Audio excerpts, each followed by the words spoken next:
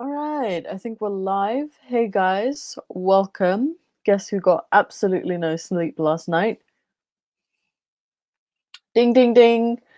Um so the whole point of today's live stream isn't anything serious.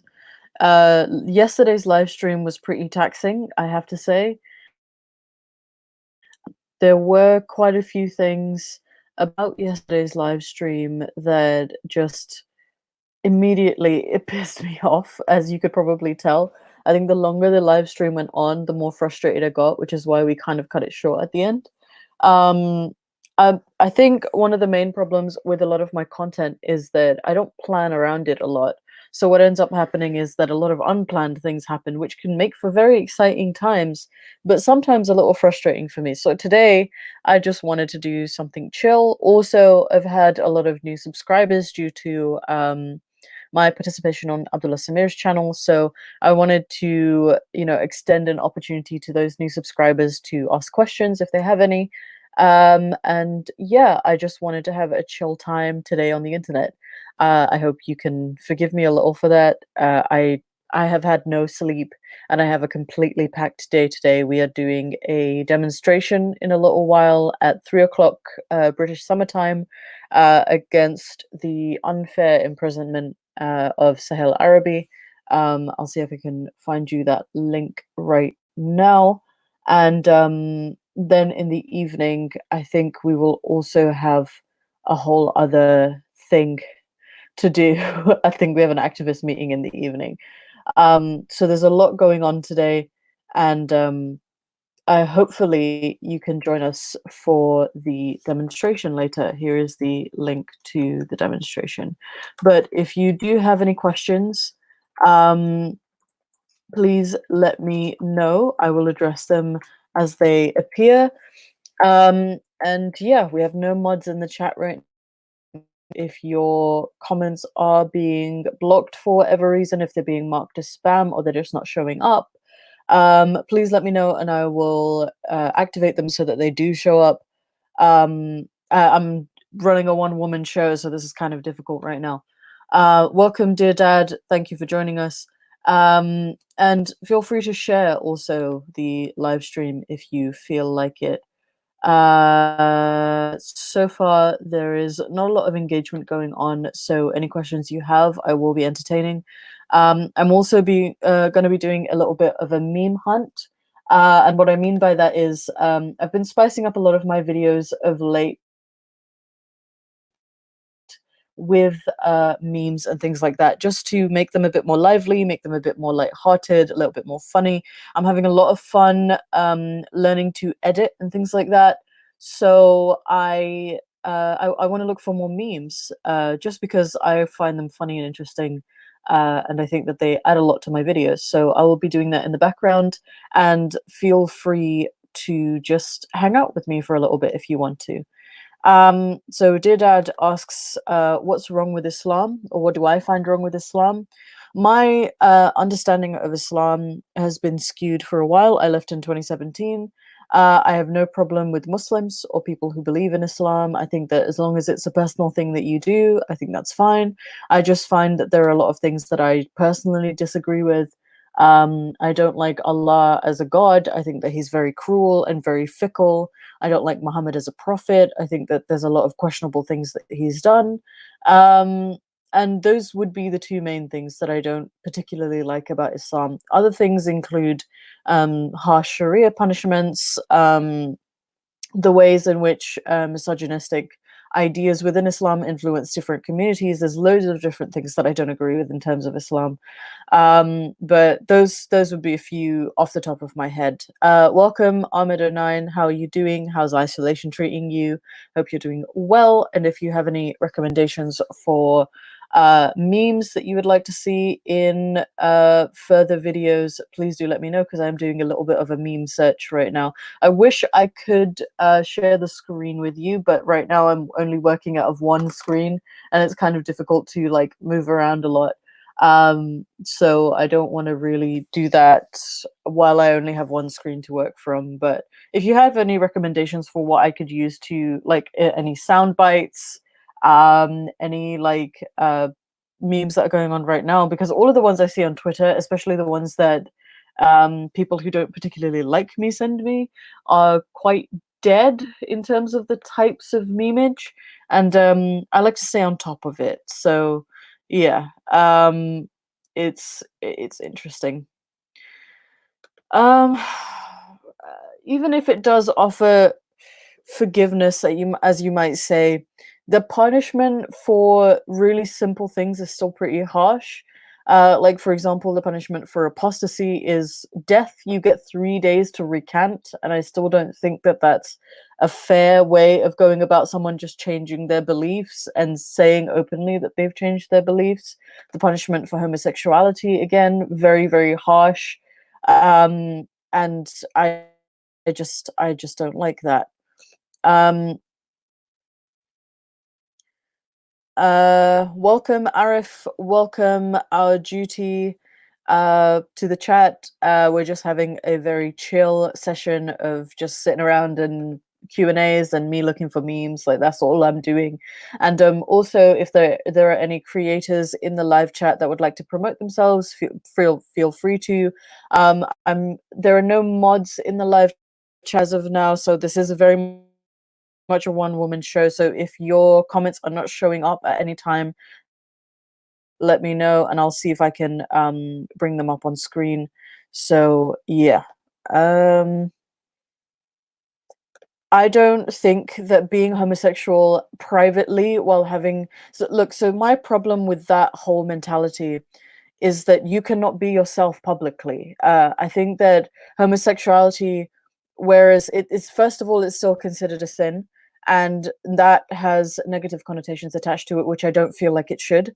And second of all, I do feel as though there are a lot of things around being able to be your authentic self that is freeing. And I think that it's a lot worse to be, a munafiq, a hypocrite, and pretend like you're somebody else when you're not. I think there's a lot more wrong with that than there is with, just being your authentic self, which Islam does not encourage within an Islamic society. And I don't like that. So, yeah. And also to comment on your comment about not corrupting others, I think if your faith is strong and if your faith can stand, obstruction without having to change anything, I really, really don't. I really, really don't think that I can change what you think just by being someone different to you. Like, I really don't think that me being an ex-Muslim or me being homosexual, I'm actually bisexual. Um, I really don't personally think that that can change what you believe unless you don't have faith in what you believe.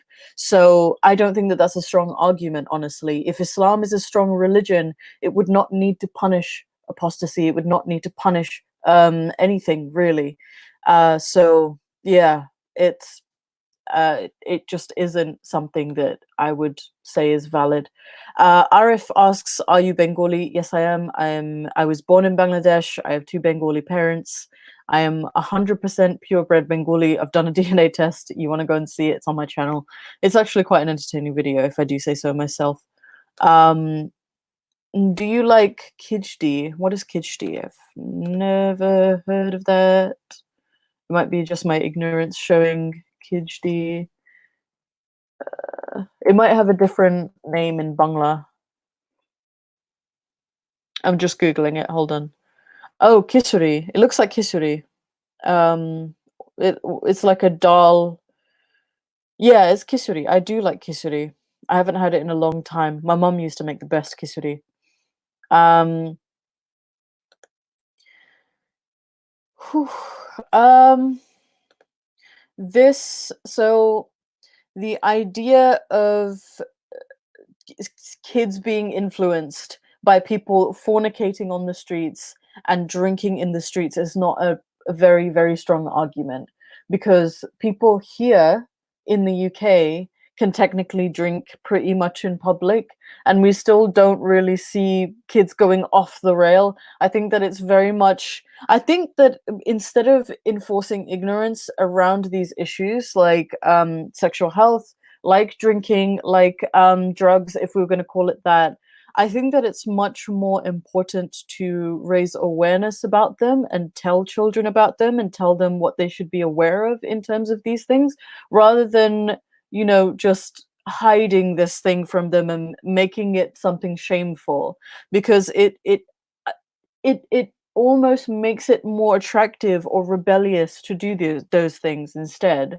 Um, it really fetishizes them in a sense, and I just don't. So, for example, if you look at stats for the kinds of pornography that are watched in parts of the world where sex is highly stigmatized, it's usually like quite what would be considered profane acts of sexuality that are watched in those parts of the world, and I think that that is a reflection of dampening down, really trying to shame that kind of activity. I would, if you are scared of your children partaking in drugs, in drinking, in fornication, you are more likely to have them abstain if you actually talk to them about it and make them aware that this is what people do and this is not such a good thing to do, than just going ahead and telling them, oh, this is bad, you'll burn in hell for this kind of thing.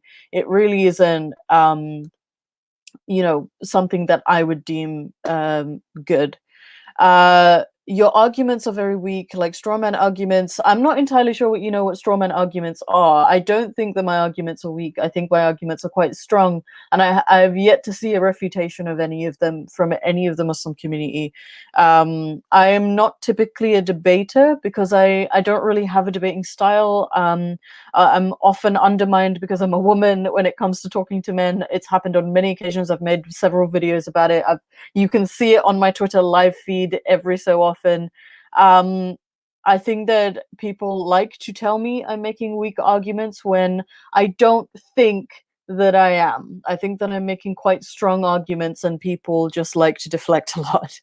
Um, I would like to take some other. Bala Asani, yes, I am. What kind of Bengali are you, Arif? I'm from Sylhet. So if you're going to speak to me in the Shuddha Basha, I'm not going to understand a lot of it. I'll understand it. I won't be able to speak very much of it. Um, um,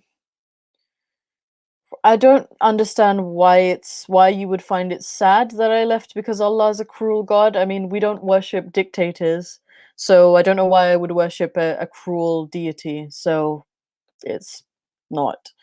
Um, Askar Razik, I am a de facto atheist, or what is called a de facto atheist. So I think that there is a high, in my mind at least, I think that there is a high likeliness that there isn't a God, but I haven't completely ruled it out. So I'm like 80% certain that there isn't a God, but that doesn't mean that I'm not looking. I'm certainly still interested in religion. Religion is still something that I enjoy researching because it's, I'm quite an artsy person. I enjoy humanities and learning about people. So I'm still very much into researching and looking into religion in general. But yeah, I think if you wanted to put a label on it, I either call myself non-religious, an atheist, or a free thinker. That's what I call myself, but it's not my entire identity. I don't typically go around screaming at people that I am an atheist and you need to respect that in any way. Um, uh, okay, you can bring up sex trafficking as much as you like, but Islam endorses the idea of having sexual slavery. Islam endorses slavery in general, and it also allows sexual slavery. Muhammad himself had concubines. One of the more famous ones is called Maria the Copt. Um, and she actually gave birth to one of his sons. So really pointing out that there's sexual slavery happening around the world isn't really adding to your claim. For example, slavery was abolished very, very late in a lot of Muslim nations. Some of it is still going on in Muslim nations under the rug. There have been several documentaries and deep dives into this. It's really not helping your argument to bring up that. Um, I have I've done it in several instances throughout the beginning of this live stream, and I would prefer if I wasn't constantly questioned about this because I would prefer to be asked about other things. But I have. You can go and watch previous videos that I've made about Islam. I've made a whole video that's about like an hour long. You can knock yourself out about that one about Muhammad and pedophilia, Islam and pedophilia. I've made one about slavery. I've made one about modesty culture. I've made 2 or 3 dedicated videos about why I left Islam. You can go and look at them. I think that that's more than enough. And as to why Allah is a cruel God, He made creatures, 90% of which will not accept His faith, and He will burn them forever knowingly in hell. That's why He's a cruel God. He's also punished entire nations for petty little reasons, and I don't like Him. I think that that's a stupid way, a stupid thing to worship, in my opinion. And I really, really don't like the idea of Allah being, something that I want to worship. I wouldn't obey a dictator personally. I mean, I think it's down to individuals. I understand the argument that if there was a dictator that was really cruel, would you or would you not obey them? But I'm the kind of person that would not be able to kind of support that dictator no matter what the consequence was. So it's just not someone I would support. It's not someone, I wouldn't throw my money at companies that treat animals cruelly. Why would I worship a god that wants to burn people forever, burn his own creation, the things that he made with his own, hands? Why would I want to worship that? It's just not within me to do that. Laura Joseph asks, do you like astronomy? I find it interesting. I don't believe in it. I am currently a psychology student, so there is there is a lot of research that I do into it, and there is a lot of things I learn around it. But I don't believe in it. I think that it's interesting, and I pick and choose what I take from it, because I think that, there's always something you can gain from different things that you look into, whether or not they're negative. Because even with Islam, there are things that I've taken out of it, even though I no longer believe in it, and I completely denounce it now. I think that there is something, while not meaningful, I think it is an art form, and there is things that you can take your own meaning from, sort of thing. How did your family react? I'm completely disowned. I live alone, and yeah, that's how my family reacted. There have been several death threats made against me. I can't go back to my beautiful country anymore because there are significant threats from there, not only from certain communities but also from my own family. So it's, yeah, my family's not had the best reaction to it. But as I said, I've always been kind of a rebellious soul. So yeah, that's the tea on that, I guess. I don't know if this is a Berserk reference, but if it is, I appreciate it. Um, can you tell this books were writing by people back in the day so much? If you're talking about astrology in terms of like Nostradamus and stuff, I mean, kind of, but also there is like the laws of probability and stuff like that. I don't know. I don't know too much about that, to be honest, but I do know in terms of astrology and like tarot card readings and a lot of like these mystical kind of art forms, there is a lot of there is a lot of Barnum statements that are used, and Barnum statements generally mean like statements that can kind of apply to everyone. And in terms of also like mind reading and things like that, you also have like different styles of mind reading. It's really interesting as a subject in terms of psychology and how the human brain processes information. So if you wanted to look into it, you should. It's very, very interesting. But yeah, in terms of astrology, I don't really believe in it, but it is interesting. Do we have Sharia law in the UK? No, but we do have Sharia law courts that deal with divorce and marriage cases and inheritance stuff, which I don't particularly agree with, because I often think that they don't operate fairly. Make you get rid of hard obstacles. Okay, so I've done a whole live stream on slavery. Go and watch that. I'm not addressing that here because it's too long a discussion. It really is. I would love to, but there are a lot of people in the live stream and I can't fill it up with dear dad, dear dad. I have done a whole live stream on slavery, and if you really want me to address it in another one, I might make another one. but slavery was openly practiced in Arabia. Muhammad allowed it. There was sex slavery going on, and I don't stand for any of that. I am someone who is pretty nihilistic in terms of morality because my definition of morality is very, very subjective. But slavery is something that I will objectively say that is completely wrong. Slavery is something that I will say is completely immoral. It's one of the few things that I will agree is completely immoral. So yeah, it just is. Um, in terms of what the hell they taught me in madrasa, I went to a tabligh school. I went to several madrasas. I had a lot of teachers who were on the Salaf who taught me a lot of Salafi stuff. So yeah, that's they taught me pretty accurate things. We did a lot of teachings from direct Quran teachings, direct tafsir teachings, fiqh teachings, especially Hanafi and Shafi'i in terms of madhahib. And we also, and I did a lot of self study as well. I used to listen to a lot of prominent sheikhs and imams. I used to listen to Friday khutbas that came from Saudi every week. It's You can sit there and you can pretend like I don't know my stuff as much as you want, but I do. And I really don't want to be condescending about it, but it's hard not to be when you're also being condescending.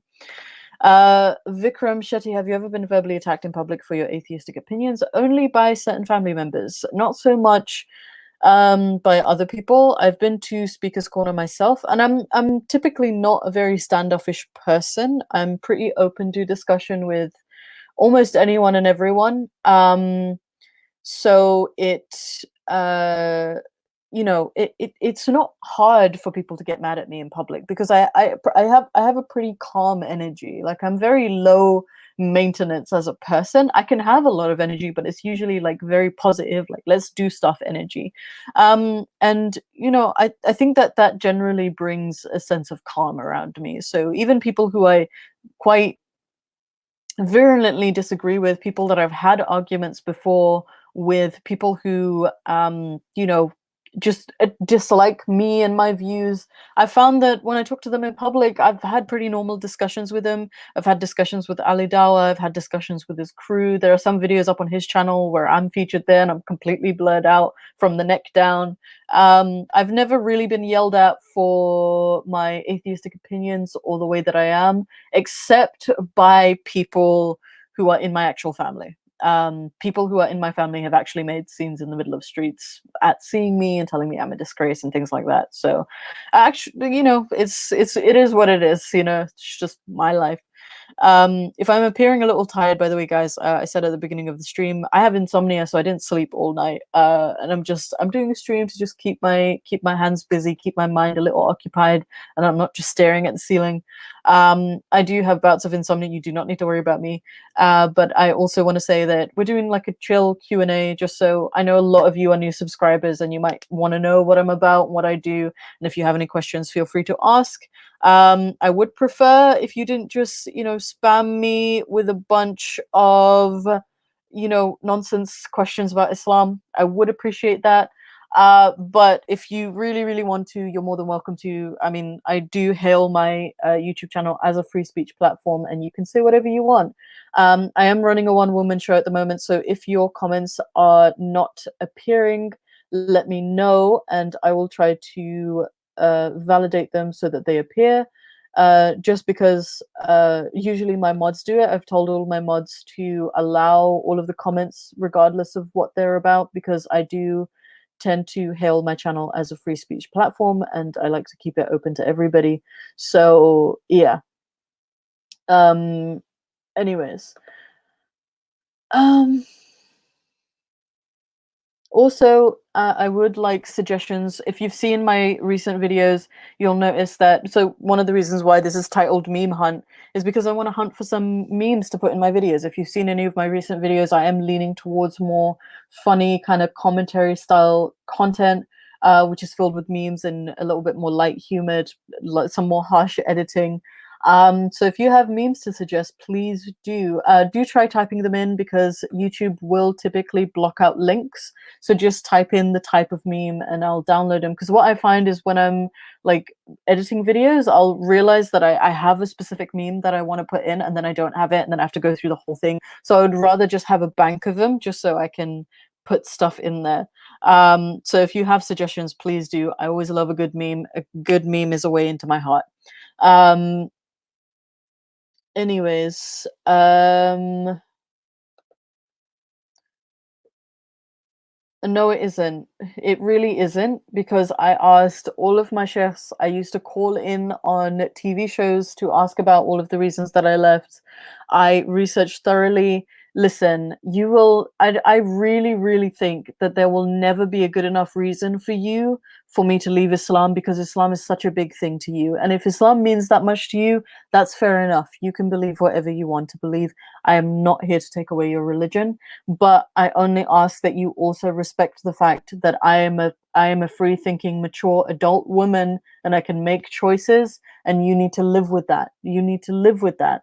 I do not believe in living inauthentically. I do not believe in living a lie and pretending you are someone you are not. And I am being my true self. And I think that that is something meritable. And I think that is something that should be encouraged, that people just say what they mean to say, be who they mean to be without any exception.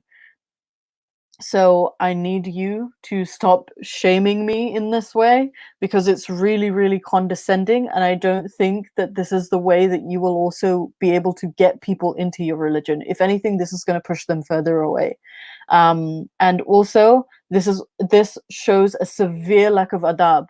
This shows a severe lack of akhlaq in the way that you are addressing me and the way that you are treating me. It's extremely condescending, and it is not the way that I was taught to invite people to Islam when I was a Muslim.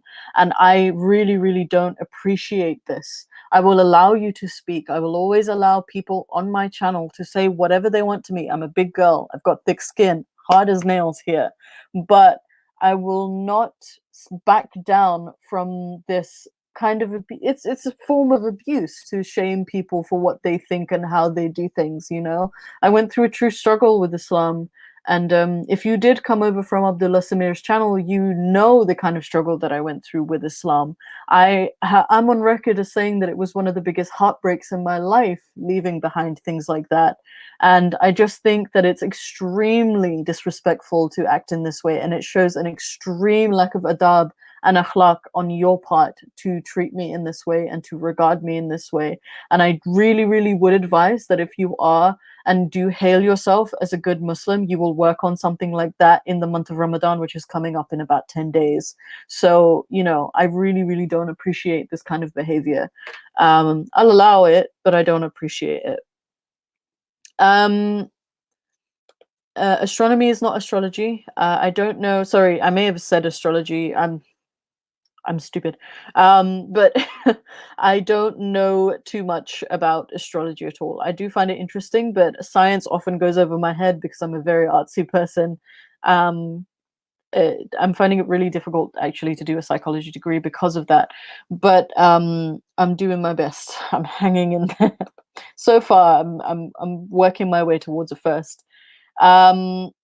You can't visit the Indian state of West Bengal. I probably could, but I don't know if I'd need to get a visa for that. I have no visa. It's no visa required for me to go to Bangladesh because I was born there, and yeah, I don't know if I'd need a visa to go to West Bengal, but it's something to consider for sure.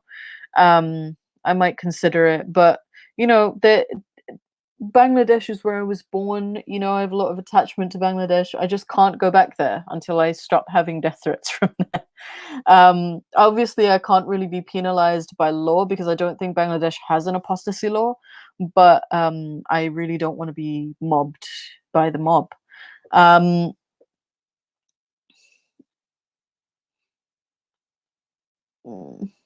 I'm gonna skip all the condescension because I've made it clear what I think about that.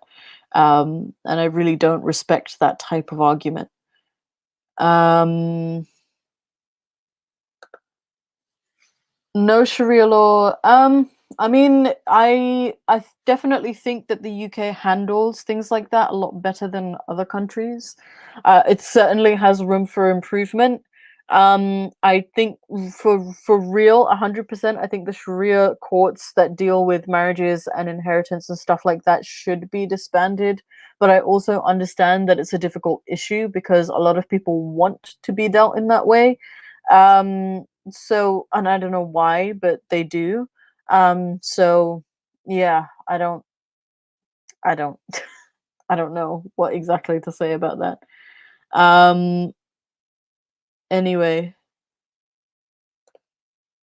judging by the comments on the stream and your other videos, you seem to have a couple of stalkers. I mean, it's fine. It boosts my relevance, to be honest. Whether you leave a dislike, a like, you're joining my streams, you're leaving mean comments, whatever, it boosts my relevance as a creator, so I don't really mind it. And I'm pretty thick-skinned, so I'm never going to really ban those people. And also, I like letting people just get off their chest whatever they have to get off their chests. It's all good for me.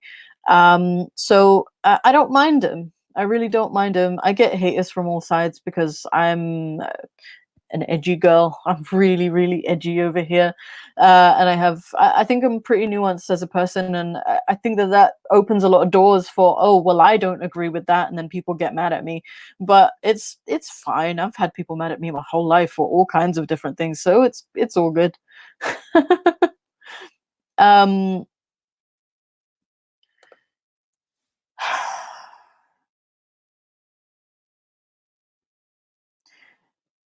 My room is full of anti-Islam picture, anti-Islam. If you want to call them anti-Islam pictures, first of all, the poster that is on my wall over there, it says "There's no God." That is actually something I won at an event. It's a sentimental piece as much as it is a protest piece.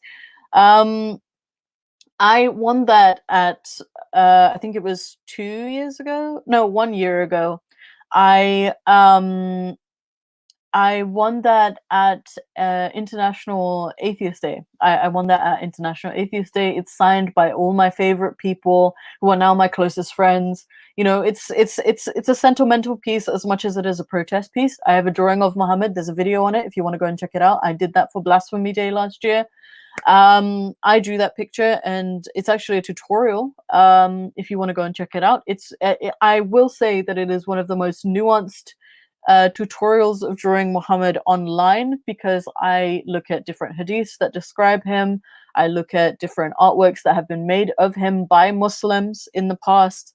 And I use those as a reference to draw him as an art. Like, I'm an artist, so that's what I've done.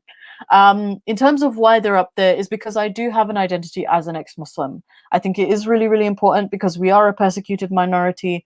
I think that there are several countries all over the world that still kill ex-Muslims. There are more than several communities that will mob and ostracize, abuse, and kill ex-Muslims. I have a death threat on my head, and I live in the UK. It's it's really not that difficult to understand. It's really not that difficult. And I wouldn't call it an obsession, because a lot of my content no longer revolves around Islam, and I don't want it to. But if people like you keep appearing in my streams, I will have to continue addressing it. I say this all the time. Ex-Muslims as a label would not exist if we weren't persecuted. We would not exist. We'd have nothing to complain about. But as it stands, people are being imprisoned, people are being tortured, people are being abused. You know, there are girls who are completely just, their whole lives are destroyed because of the narrative that Islam puts on them, and we would not have to talk about it if it wasn't happening. So I guess if you want us to disappear, fix yourselves. Fix your damn selves. It's really, really not that hard. I mean, you're telling me that I have strawman arguments, and you're telling me that my arguments are weak and that my brain can't comprehend things, but it's really not that difficult a concept to grasp why ex-Muslims are as outspoken as they are, and why there's so few of us as well talking in public. There could certainly be more if the Muslim community could just let us live our lives, but they won't. So we have to do a lot of talking on behalf of ex-Muslims who are suffering around the world. But I'll get off that now because I feel like I've waffled on for that a lot. Um, you did, you're being openly condescending. Um, I'm really not making drama. I'm actually being quite reserved here. I could definitely be more dramatic. Um, and I just don't. I just think you're upset that I called you out on your own bullshit. You have no adab, you have no akhlaq. You certainly don't know how to lower your gaze because you're in every single one of my streams. And I just don't think that, you have a lot of respect for your religion if you're sitting here being a poor example of your religion and also not lowering your gaze when Muslim men will offer nataran about women wearing hijab when you're not observing your own kind of hijab. I think that that is very ironic. um anyway, um I'm just going through the chat because I'm going to ignore dear dad for a little bit. um Gravity Falls ask, how did you get help escaping? Okay, so I've made quite a few I've made quite a few videos on leaving my home. So not necessarily leaving Islam, but leaving my home as an ex-Muslim. And I think more of those videos need to exist. I try not to give too much advice around it because I think everybody's situation is difficult. And I do think that I don't want to misguide people. I don't want to tell someone who's in a dire situation something and then them follow through and then they get in even more trouble. I think that each situation needs to be treated with care. But the way that I got help is I got in contact with a lot of my local services. So in terms of leaving my father's house, he was very abusive to me. I left by calling the police. In terms of getting support and through other means, it was a level of being financially stable, getting a lot of mental health support. It was creating a community of support and love. So I have a lot of friends who are not ex-Muslim, who were in early stages of my life soon after leaving my father's house, who really supported me emotionally and kept me going and things like that, because I was really just at my lowest point after I left Islam because I just wanted to die, honestly. I wouldn't say that I was suicidal because I wasn't actively trying to do anything to myself, but I was just waiting to die, and it's a horrible state of mind to be in. But yeah, I think it's really, really important. I think the two key things is that if you're in a violent situation, get out of it if you can as soon as possible, because things like that don't get better and it's not worth it to stay in those situations. And the second thing is that build an emotional network of support. I think that's two of the most important things. And also, if you can, get as much financial stability as you can. Like, I worked my ass off, honestly. I did a lot of volunteering. I did volunteering for about 6 months to a year after I left my father's house to build up my CV. And then I got a lot of, I think at one point I was working 3 different minimum wage jobs to try and keep it stable. I mean, right now we're in lockdown, so I'm currently completely unemployed, but I'm okay because I have a very, very wonderful landlord, and he's not being too precious about me paying the rent right now because he said that we're all suffering and we all need to sort of hang together. And he's an angel of a human being. So I'm doing actually quite well right now, just being in the house. But usually I'm either working 2 or 3 minimum wage jobs to keep stability. So financial security is definitely something that I would say is important. And I think a fourth thing that I would say is really, really important is keep a hold of your documents. So your passport, birth certificate, if you have a bank details, all of your important documents, keep a hold of them and don't let anyone else hold them, because those will be quite important in making sure that, so for example, when I left my father's house, I didn't have like a bank account, and something that I needed to set up a bank account is a proof of ID, and I would not have been able to easily do that anyway if I did not have my passport. So uh, that's what I would say.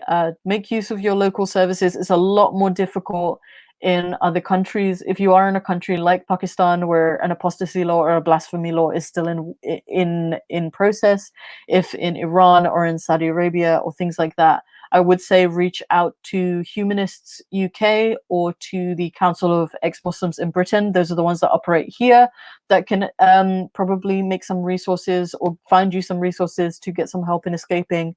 But as to that, that would be the route that I would identify for people like who are in other countries. I deeply, deeply do not envy that struggle, and I hope that if you are in a situation like that, that you can get out of it soon and live a free and authentic life.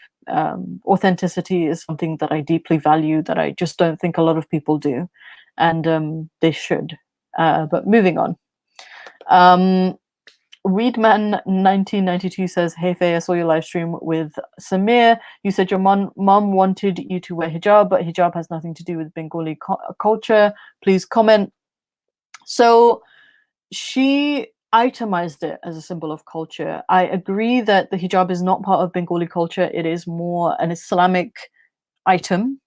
But I do think that the hijab in the West, especially so in the UK, in the US, in Australia, in Europe, the hijab is itemized as a cultural symbol. It's itemized as an identity symbol.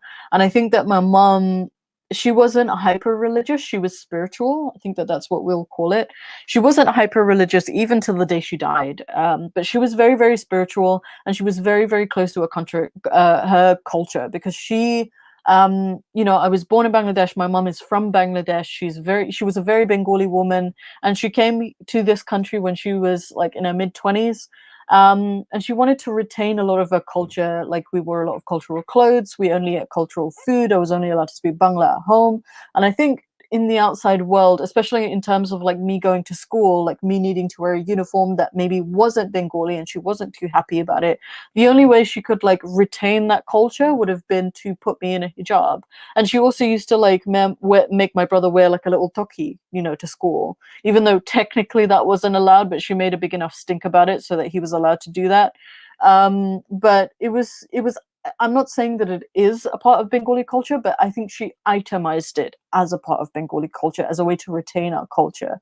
But yeah, I do agree that it's not a part of Bengali culture. It's very much a religious symbol, and it's it is what it is. Um, that is completely false. There are apostasy laws, there are blasphemy laws. People are still killing people for leaving Islam. Get off your high horse and stop being a dick. Yes, my friend Ali is an apostate and he has a death threat on his head. He's in the UK. He's a refugee in this country because of blasphemy laws in Pakistan. Ali is not if you wanted to make a point, Ali was not the right character to make a point about, because he has a death threat on his head. If he goes back to Pakistan, he will be put to death. He will be put in prison and he will be put to death. He is a refugee in this country because of that. And there are several other cases of that. We have another case of that with, I think his name is Muhammad. I can't remember his surname. But he's also an apostate who has taken refuge in Sweden because of apostasy laws in Pakistan. We have several cases of that. And I really think it's ridiculous that you would use my friend Ali as an example to discredit the fact that there are blasphemy laws in Pakistan. Um, Amazing how ex-Muslim women seem to get happier, stronger, and smile more and laugh more. Yeah, we just have a lot more fun after leaving. To be honest, it's quite miserable living as a Muslim woman. Um, Anyways, moving on. I would like some questions that weren't related to Islam, please. Those would be, you know what? I'm gonna hail him. If you give me questions that aren't related to Islam, I will hail him, and I will make them first priority because it's very ridiculous that I'm just being asked about Islam when I just want a chill show, guys. I just want a relaxed show. But I will always fight the good fight, and if someone is talking absolute trash in the chat, I will not be able to I will not be able to stand down to it. Um Anyways, where am I? Where am I? Where am I? Sorry guys. Um Do you feel persecution of atheists and Muslim communities has increased or decreased in recent years?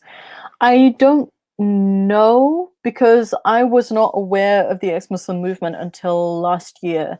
I started like I found out about the community last year in January, and I was like, I became integrated with it. I only knew a like a very select few. I would only say one instance of an ex-Muslim, and that was Ayan Hirsi Ali, and we used to denounce her as Muslims.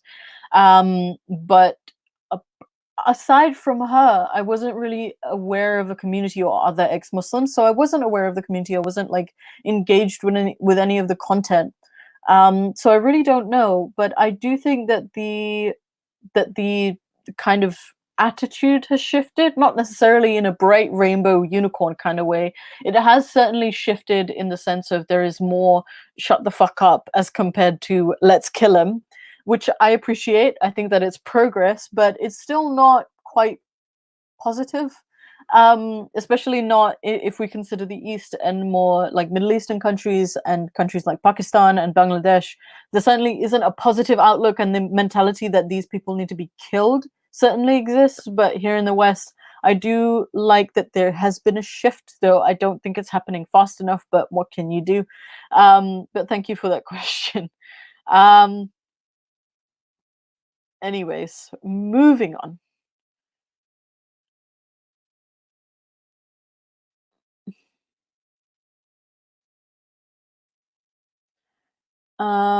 Was your dad physically abusive? Yes, he almost killed me in our home. He was always physically abusive, to be fair. He was always physically abusive to my other siblings. And it was really depressing, so I don't want to get into it, but I have made several videos about that if you want to go and learn about that, where it's just me crying, so be prepared for that. I've also made a video just around my father issues, my to fetishize it, daddy issues. But I have spoken about it in a very serious way. So if you wanted to learn more about that, you can.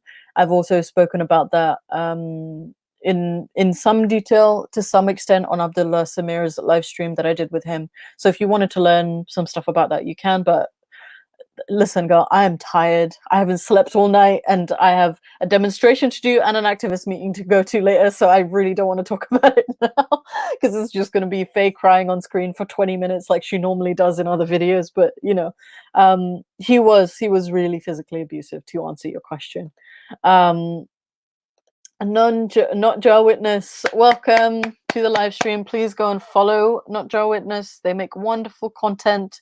I am loath to say that I haven't checked out very much of it because I don't consume a lot of like skeptic content.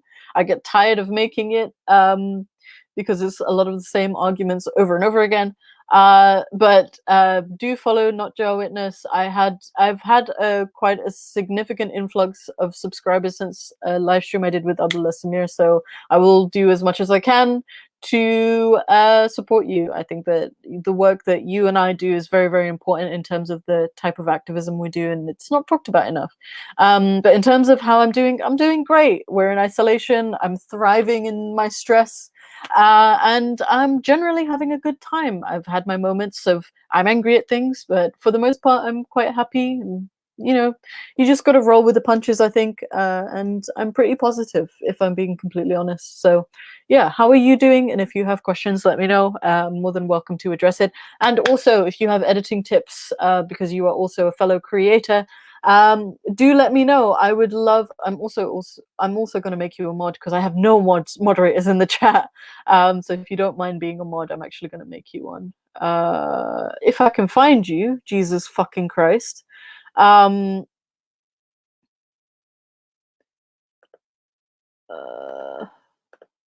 yeah, thank you for joining us. I don't think I've had you in a live stream before. And if you want to hop in, oh, you can't hang. No worries. No worries. No worries. I'll just keep my one woman show running. But yeah, thank you for joining. It's always a pleasure. And I hope you get some influx after this. Okay, so I was in UAE before, and the way they behave is completely different to South Asian Muslims. Please comment. Also, wherever Islam goes, it destroys native culture and places the language. Why so? It's really a video for another time. it's really a video for another time. Like I said, this is the thing is, right, I'm going to be talking about this all day because I have a demonstration, an online demonstration to participate in, and then later on I have an activist meeting. So I'm going to be talking about this all day, but I do think that a dedicated video on this topic is important, and I'll put it on one of my boards up here. I have like all these whiteboards that I've nicked from school. I'll put it up and I'll make a dedicated video about it. But in terms of why, it's because Islam has this obsession with uniformity and synchronicity. It has this obsession with everyone falling in line and making sure policing everyone essentially. And I think that that's the main reason why. But I do think that I might see if I can get someone to collab on a video for that. I'm certainly not educated enough on that to be able to make it maybe a full comment, but I'll see if I can get somebody else, maybe Ali Malik, because he was also like from that kind of Islam, and we'll see. We'll see what we can get. But thank you for the question anyway. DNA Waterbag says, watch any good movies lately? Thank you for a non-Islam related question. Thank you, I appreciate it.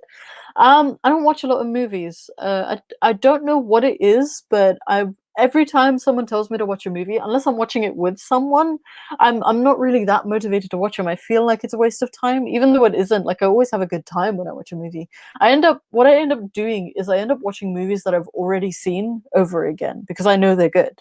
And yeah, like a couple of days back, I was editing a video. I think it was a video around So Young, which is on my channel. It's the main video on my channel, sorry. And I was editing that video because it's a depressing video and it's just an awful topic. But I was watching all of the Shrek movies because it was like lightening my mood a little, and I love Shrek as a series. So yeah, I I don't watch a lot of movies, but I'm always up for recommendations, and if anyone wants to watch party, I'm down. I don't like watching movies by myself. I find it's the same thing with drinking, really. Like I don't like doing it by myself. I find it like a social activity. So not Jehovah's Witness couldn't hang, but if you want to look out for some religious content, learn about stuff with Jehovah's Witnesses and stuff like that, go to the channel and subscribe. They're great peoples. So yeah. Why is all or most your videos just for people to feel sympathy towards you, or are you desperate for attention? See, this is what I mean. You have no adab, no sympathy, no nothing. And I really think you need to fix that about yourself. Mental health is a really serious issue. I don't think that there is a problem with me talking about a pretty collective experience that a lot of people go through. And I actually find it quite disgraceful that you are openly shaming me for that. As a Muslim who wants to invite me back to Islam and thinks that this will be the thing that will bring me back, I would never want to be part of a community that shames people in this way for simply talking about the problems that they've had in the past. You know, I really went through a true struggle. I went through a struggle that almost killed me, you know, quite literally. I went through several mental health struggles. I went through all of these family problems, and I really, really don't think that it's a problem for me to talk about it. And I don't necessarily want sympathy. It's actually something that I hate giving other people because I kind of value strength. Strength is something that I deeply value, physical strength as well as mental strength. But mental health is something that is not represented very well in social media, in, you know, normal news media. It's something that is very misunderstood. And I just wanted to toss my hat in the ring. I think it's worth it to build awareness, if that's the right word, around these kinds of things. And I find it deeply disgraceful that you would try to shame me for that. I find it deeply disgraceful. And also for you to call me a drama queen when you're being condescending is a little projection, I think. Laura Joseph says, mental health problems are a real issue for many people, but everyone can't afford therapy. How did you get over all the abuse? So, I went through counseling. I went through 2 different counseling sessions. They didn't really help. because I wasn't being honest at the time. I think that one of the first things that I tried to do is dive into my problems, like what actually was making me sad. And it is quite pressing. It is quite it's really, really difficult to sit there and try to dissect your brain. I really, really value introspection, and I've spoken about this many, many times. People are probably sick of hearing it, but I really, really value introspection. I really think about the way in which I think, the things that I choose to do, the things that I like. I really try to sit down and question myself on why I do the things I do, why I am the way I am, why I like the things I like, why I dislike the things I like. And I think at the core of it, a lot of people don't do that because they're, the hustle and bustle of life kind of takes over, and I understand that. Um, but since being alone and having time to think about myself, and just having time to work on me, really, I think it really opens the doors for you to explore your darkest parts of your history, unless you've completely repressed it and forgotten about it.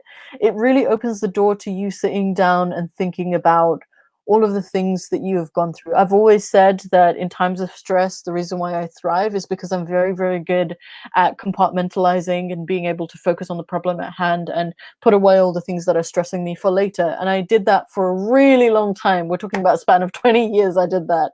And then when I was alone and I was in a place of security, more or less, all of those things came out, and I slowly needed to address them. And I found that the most effective way of addressing them was putting them on blast, because I found that if I was addressing them by myself, I didn't really get anywhere. But when I put it out into the public eye, and people could leave their comments, and negative or positive, and people could leave their own observations, it really helped me kind of assess and look at it from a different perspective, which sometimes I have a really hard time with. So I wouldn't necessarily recommend that to people, because I do think that I do value therapy. I think therapy is a really, really important part of maintaining your mental health. And if you can afford it, you should do it. But I think that going through the whys, no matter how painful and how terrified you might be of the why, like I've discovered horrifying things about myself. Like, it's not even worth talking about. But I've needed to sit down and really dissect like the different actions that I've undertaken, the different thoughts that I have about certain things, and some of those things I still haven't really figured out. And I don't think that there's anything wrong with that. Um, and I think that's ultimately how I've come to where I'm at now. I'm certainly still not over my mental health issues. I've come, I have anxiety, but I can manage it really, really well now. CBT, I would definitely recommend for that. Cognitive behavioral therapy is really, really good for managing your anxiety. There's definitely stuff you can look up online. There are different apps that you can use. I can't think of any at the top of my head, but I'm sure if you look them up on Google or something, you can find them. They're really, really good for anxiety, but not so much for underlying issues that cause depression or other stuff. I have quite severe PTSD, and I have to make everyone aware of it, especially like romantic partners that I get involved with, because a trigger can just happen like that, and they need to know how to deal with it. But I'm very, very aware of it. I think that's another thing, is being aware of your mental health issues is really, really important. Other things I suffer with, I do have a borderline eating disorder, but it hasn't been diagnosed because it's just in a backlog. I can't get it diagnosed in a lockdown, but talking to my GP, she's advised that I probably do have one, but pinpointing it is probably going to be quite difficult. But I've been referred to a center to deal with that. They just haven't got back to me because of the current situation. But as of now, I'm keeping like, this is really helping me. So putting out content has given me a little bit of structure to be able to manage like putting time in for different things. So this I treat like, oh, this is my day job, and then like I'll go and make some food, and I'll things like that. So I think that addressing it is sorry, I feel like I've gone on or off on one, but like a really long tangent. But I think that addressing the things that you're afraid to address, really important. I think that you should not put off therapy if you can afford it and you can do it. I think that try not to mask your problems with coping mechanisms, because I used to do that.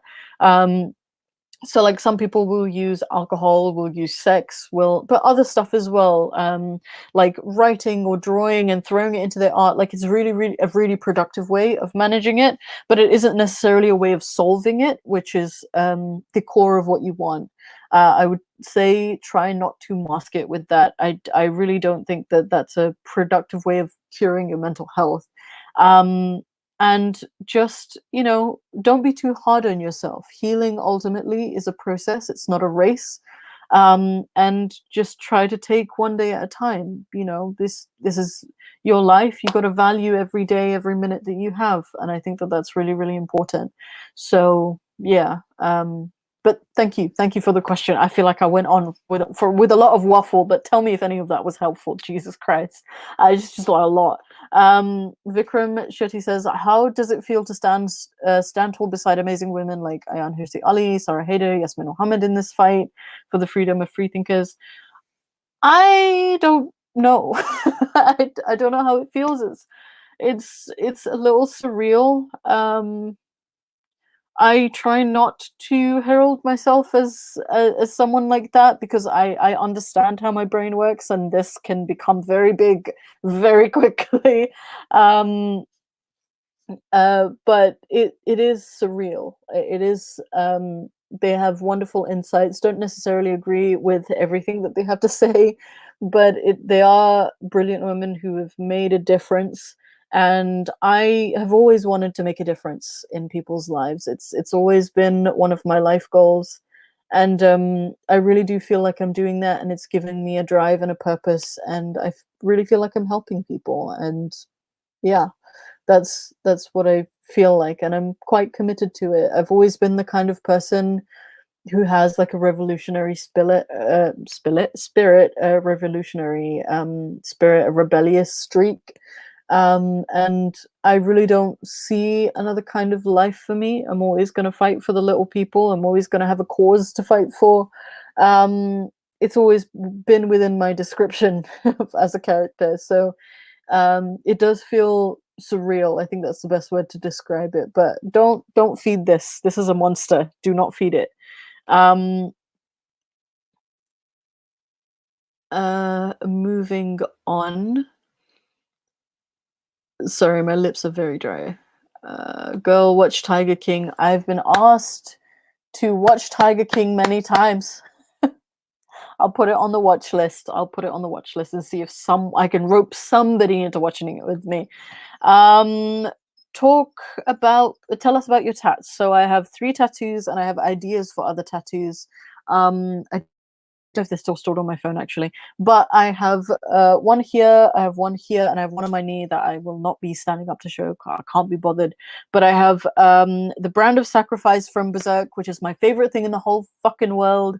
I have the brand of sacrifice on my knee. I have this feather that I got for Chester Bennington, who was the lead singer of Linkin Park, which is my favorite band. They will always be my favorite band, and anyone who chats absolute garbage about them, I will fight to the death.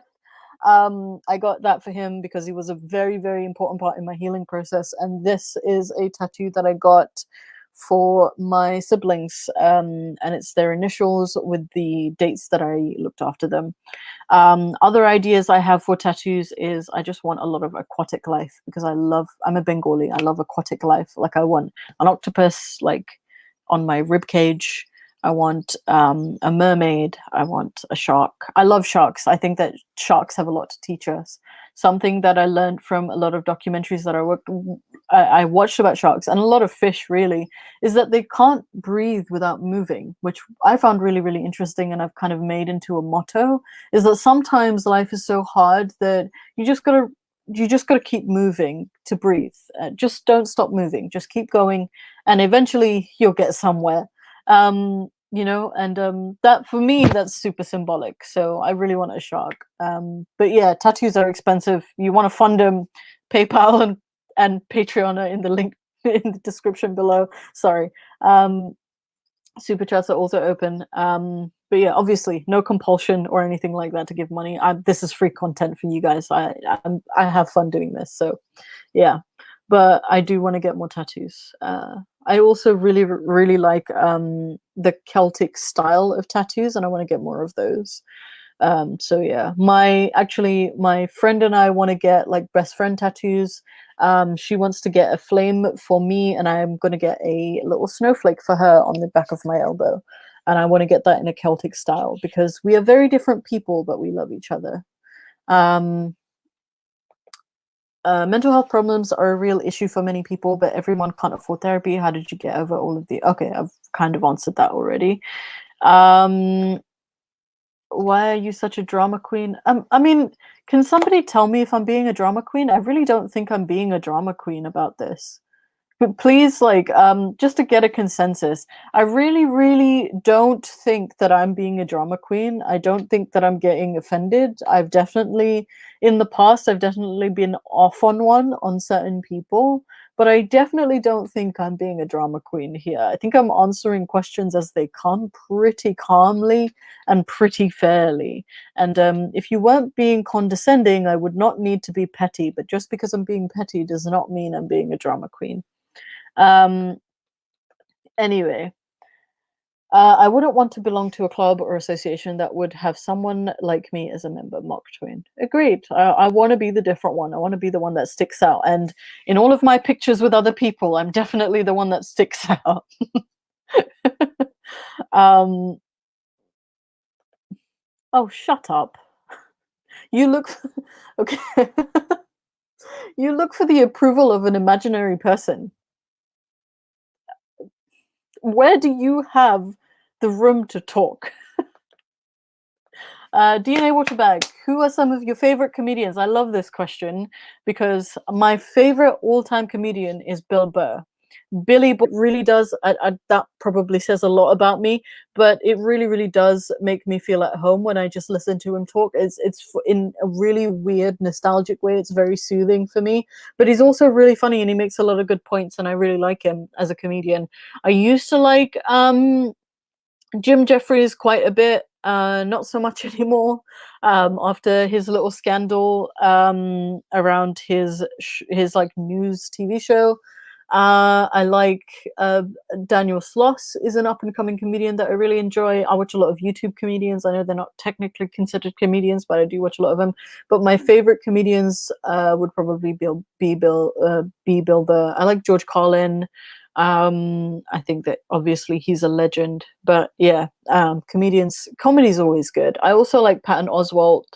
I like his stories. I enjoy American comedy a lot more than I enjoy British comedy. But British comedy, I like Dara Brian. There are quite a few good British comedians as well. I also really want to get into stand up, but I really don't think that I have the gut for it. I don't think that I'm. So yeah.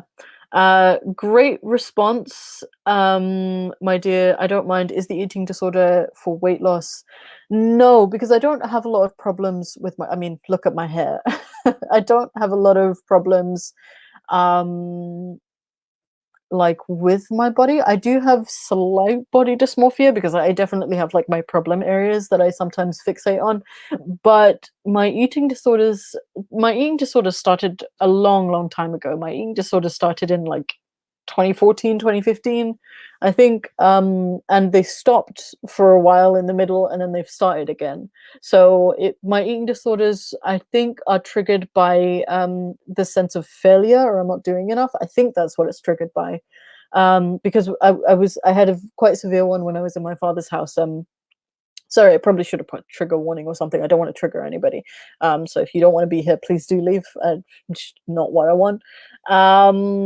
But my original stance was like I used to throw up a lot in my father's house. And it wasn't induced, so I'd never induce it.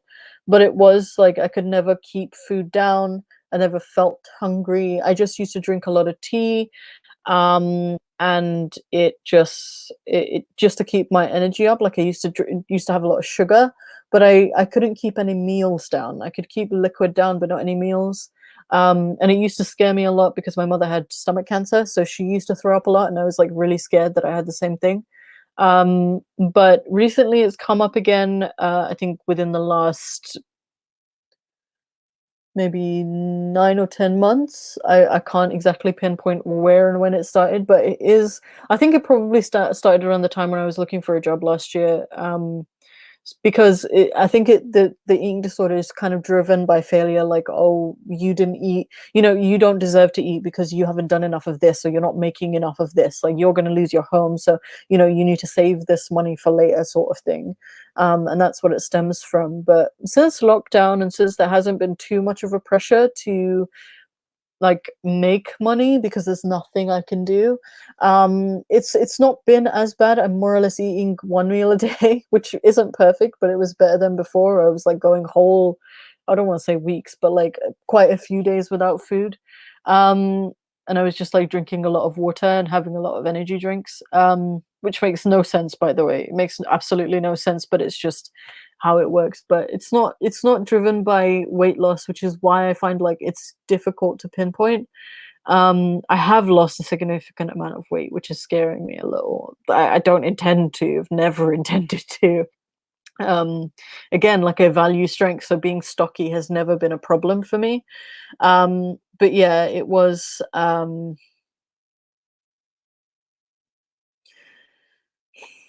It is driven by failure, I think, like this idea of failure, which is sucky because a lot of people who don't particularly like me will drive home that I'm a failure. They'll really try to drive that home. um but anyway, moving on, is girl, do you really believe that corona was started because a dude ate bat soup, or is population control or a big government conspiracy?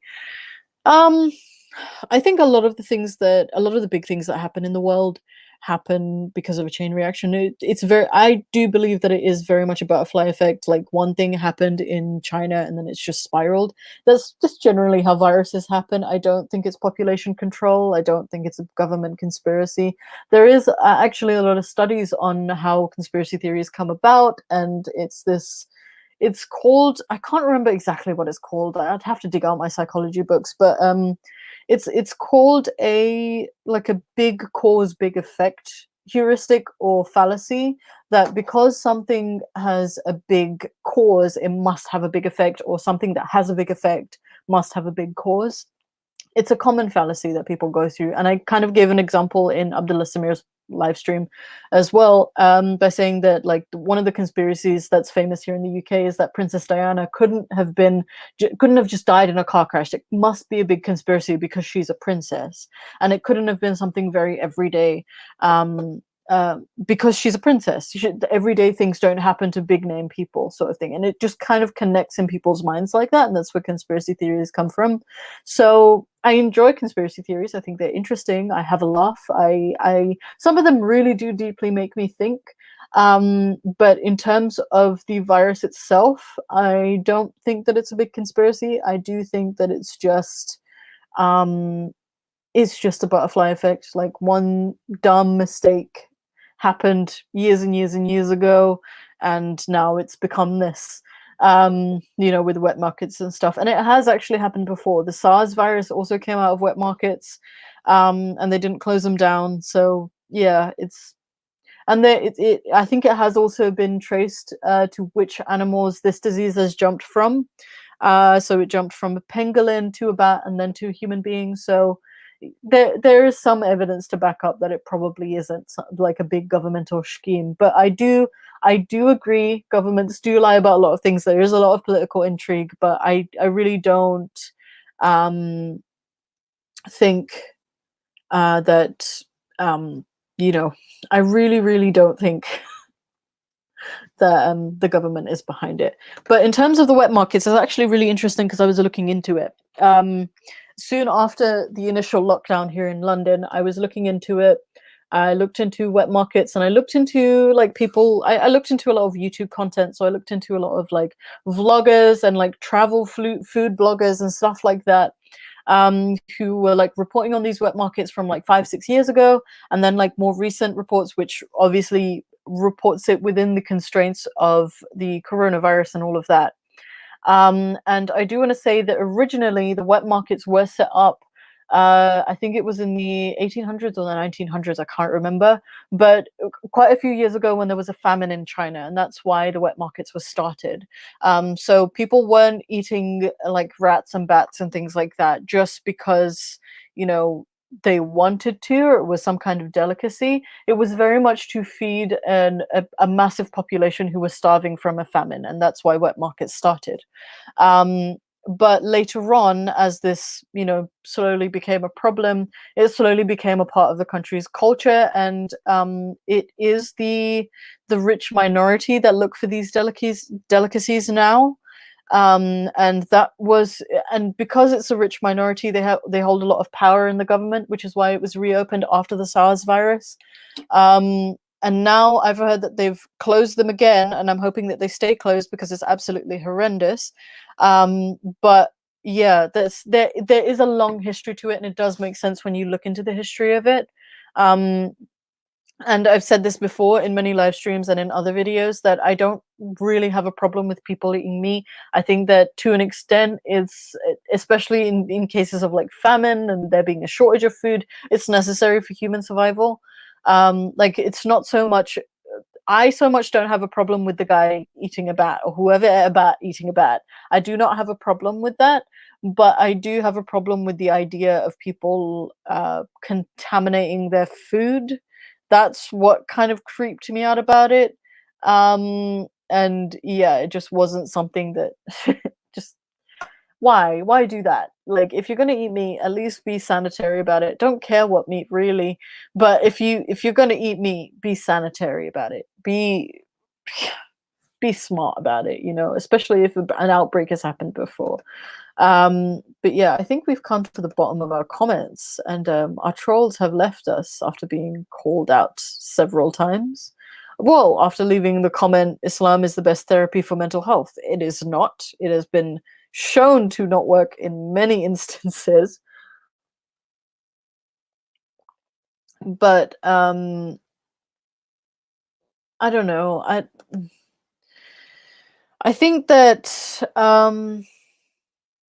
so I'm not a vegan. I don't know how I feel about veganism. There hasn't really, so the vegan movement is quite recent. I've gone to a lot of vegan events. I've tried a lot of vegan food. I haven't really gone on a vegan diet. I tried it for a month. Didn't really suit me. I'm a vegetarian currently. I've been a vegetarian before. I'm not against the eating of meat, but I am against the industry. I think the industry in and of itself is quite cruel, and I just don't like the idea of marketing me. It's a very gross idea to me. I'm not entirely sure why, but it's just not something I support, and it's not something I like. Having said that, I don't think that eating meat is wrong. I don't think it's morally wrong. I think to an extent people need meat. And I actually disagree that the meat from goats, snakes, and rats is different. I think meat is meat at the end of the day, and if you need to eat, then you need to eat, ultimately. Um, but in terms of veganism, my only issue with it is that because it's such a recent movement, there haven't really been long-term studies on what the effects of veganism is on people who do veganism for long term. And I would like to see those studies in future and see what they come out with. But I just don't want to support a cruel industry. That's my deal on the whole thing. Um, I don't. I have, I have slaughtered my own meat prior. I have, as a Muslim and things like that, because my family were quite a little crazy. I've seen meat slaughtered, and there is such a huge difference in, having that on your conscience and having to think about what you eat and how it is processed and things like that, as compared to this desensitization of marketed meat. Factory farming is a whole other discussion. The whole concept of factory farming is disgusting, and I hate it with a zeal. It's horrific. It's torture, and I really, really don't like it that animals are put through that. But when you hunt for your own meat, and for example, You fish for your own meat. I think that there is a massive difference. There's a massive difference as opposed to just buying it off a shelf or from a fridge, because I think it desensitizes you to what you're doing. And I think it's really, again, like with the introspection and knowing what you're doing, I think that if you're going to do something like that, it's really, really important to understand the process of things. Like, you don't really need to think about it with fruits and veg so much because they're not really living creatures. It's just not not something you have to think about. But when it comes to, eating your own meat and things like that, I think that there is a thought process, and there's an empathy that goes along with it, and there is things that you get to think about. There's a lot of thought behind it. If that, I don't know. I don't even know if I make sense anymore. But yeah, I don't even know if I'm making sense anymore. I'm just trying to rationalize what I'm trying to say. But if that answers your question, it answers your question. But as of here and now, don't really know what I think about veganism. Don't think that it's this. Don't like head. Don't like that. I don't know why people do that. It's awful. So yeah. Um, but you don't think the stress from the animals affects you once you eat it. There is a way to lessen the stress. I was pescatarian for, I think, about a year. So I used to eat only fruit, veg, and fish because I was weaning myself off meat. So I did. I went off red meat, and then I went off. I completely denounced chicken, and then I completely gave up meat, and then my iron levels went to the floor, and I went back on meat, and now I'm a vegetarian again. But there are ways to reduce stress in animals. There are ways to kill them in ways that doesn't, and you can tell from the meat itself if the animal has gone through a significant amount of stress. So fish that are suffocated to death, as a lot of fish farming happens, where they'll just catch them in a net and they suffocate. You can tell by the amount of cortisol that is in the fish how much they have been stressed. But it does there is studies to show that if you poke it through its brain, it's a much more humane way of killing it, and there is no stress from it. But as I've said, it's just not an industry I want to support. I would never, even when I did eat meat for the few years that I did after leaving vegetarianism, I never felt good about it. I always felt bad about it, because I don't like supporting that industry. If I'm going to eat meat, I would prefer to do it myself, if that makes sense. I would prefer to do that because then I feel like I would have the capacity to reflect on it. Whereas if you are just buying it off a shelf, it takes that away. Like I've had partners, friends who will up their noses at the fact that I will say that I've slaughtered my own meat previously, and it's just sort of hypocritical. And I never want to get to that stage where I'm that hypocritical. So yeah, it's just not something that I would want to do. Um, anyway, I've heard they found out that plants make a noise when damaged or threatened. They do, but not fruit. Plants do. There have been some studies, some of them have been fabricated, so you might need to relook at them. But there have been studies that plants can respond to danger, and they make a sound that is above or below, I can't remember which one, above our frequency. But in terms of fruit itself, I don't think that they consider that to be harmed. They do respond to fire. They do like shriek. I've heard that shriek when they are damaged or threatened. But in terms of fruit, I'm not sure that that's the same. I'll have to research into it. But yeah, it's one of the reasons why I don't think I would ever be a Jain, because it looks a little crazy. But I do have a kind of begrudging respect for them because they do not pick plants off of trees, as far as I'm aware. Um, so yeah, I have a lot of respect for it. It's a struggle to do something like that. I don't think I'd ever be one though. I just would not find it to be me.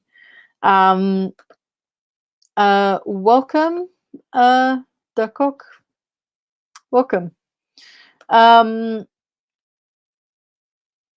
I'm going to eat ice now.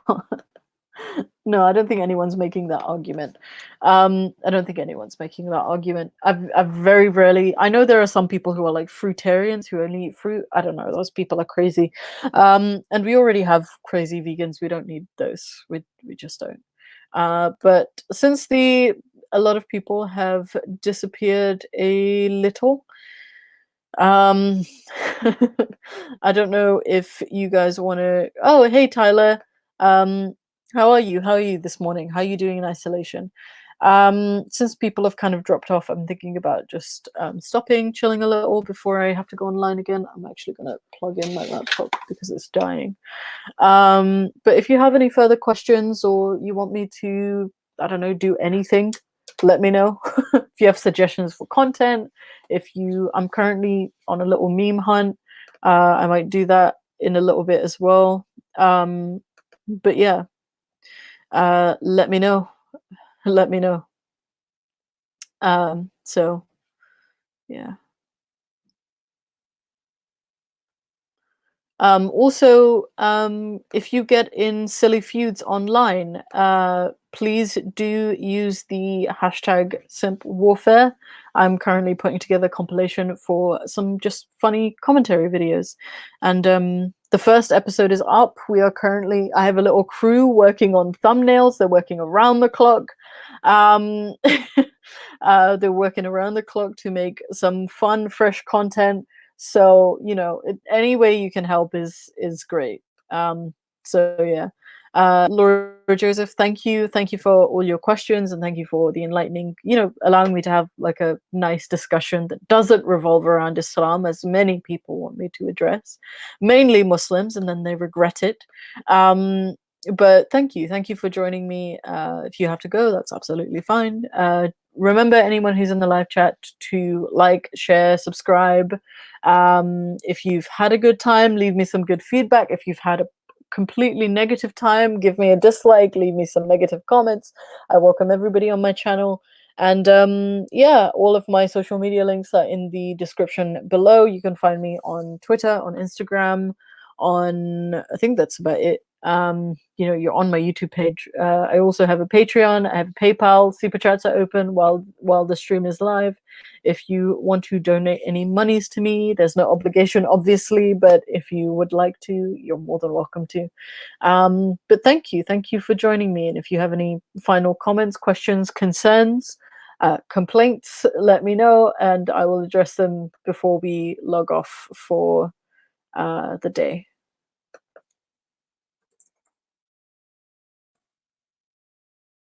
Also, I think the next time I do this, I might screen share as well, just so we can have a little bit of a laugh, um, because it's pretty funny, some of the stuff I see online.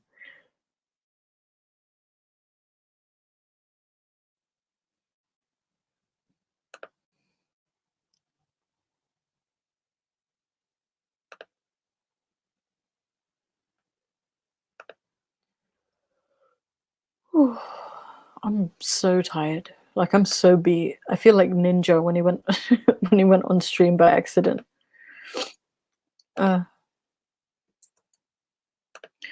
um, you know what? Someone has requested two movies, Tyler.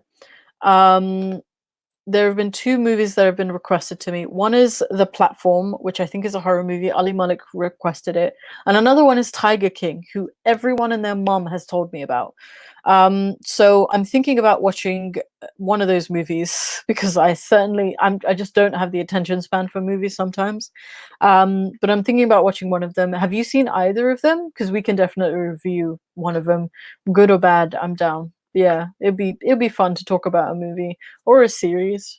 I haven't really caught up with any recent series, if I'm being completely honest. Um, or actually, if you could recommend me like an old timey movie that I haven't seen, that would be pretty cool too. Um, so yeah.